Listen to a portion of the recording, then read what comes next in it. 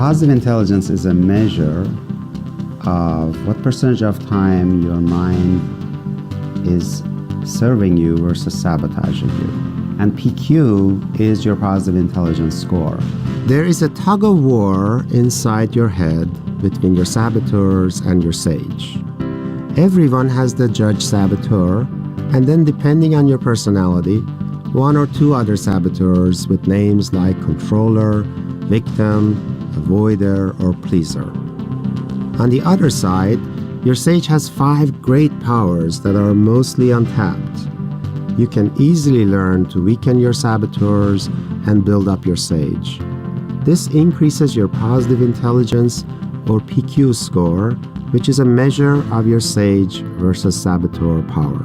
And I'll show you research that shows your PQ score is very much tied to your level of performance, how much of your potential you actually reach, and how happy you are in life. And that if you want to increase performance or happiness in a sustainable way, either in yourself or in teams that you lead, your best bet is to focus on how do I raise the positive intelligence score. The special thing about lecturing at Stanford is that this is where it all started for me. My discovery of my saboteurs actually happened when I was sitting in an MBA class at Stanford about 23 years ago. So it's very special for me to actually bring this full circle and come back here and lecture on positive intelligence that had its genesis here. We are equally screwed up. You are kind of right now aware of the fact that actually your mind does some crazy stuff. It does some really stupid stuff. I used to think that because I am an Ivy League trained person and have been successful in math and science and psychology and all that stuff, I used to think, well, this is a well-trained brain, right? I should respect it. Everything it produces is good stuff. It came to me as quite a shock that actually that is not true. That actually this well-trained brain does some really good stuff and does some really nasty sabotage. What saddens me is that most adults that I work with have become a shadow of themselves. They are tapping only into 20% or less of their true power and true potential. They have forgotten who they were. And the thing that excites me most about positive intelligence is that I'm helping people remember how amazing they are. And I'm giving them access back to their own great powers that they forgot they have. You can take any challenge that life throws at you, and if you choose to handle it with your sage rather than saboteurs, you can turn it into a gift that can do great stuff. When you look at me, I have the judge, the saboteur that I had, the executioner, as I call him. He's a really nasty character. You would not want to be caught alone in a dark room with my judge, the executioner. But I also like you guys to know I'm an incredibly lovely human being. I have references that attest to that. That is me too. That is my sage.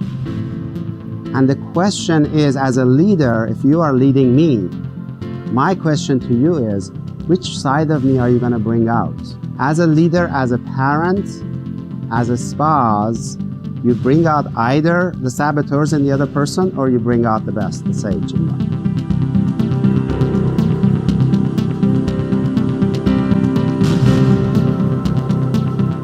A lot of the positive intelligence work has come from working with literally hundreds of CEOs and their executive teams.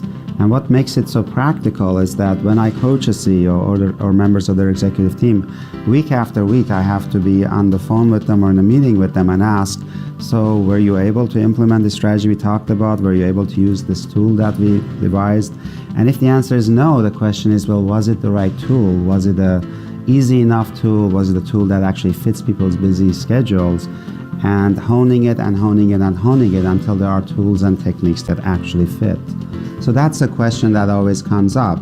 Okay, I get to expose my saboteur. It's inside of my head, nagging at me all the time. How do I combat it? What do I do with it then? Guess what happens if you get really, really, really upset at your judge? The judge is double dipping on you.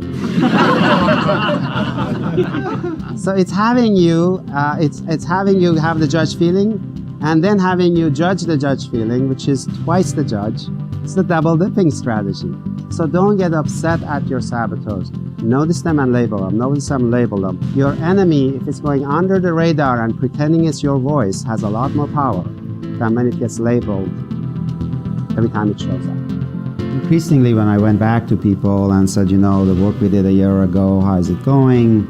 Is the team still performing a lot better? Are you guys still happier?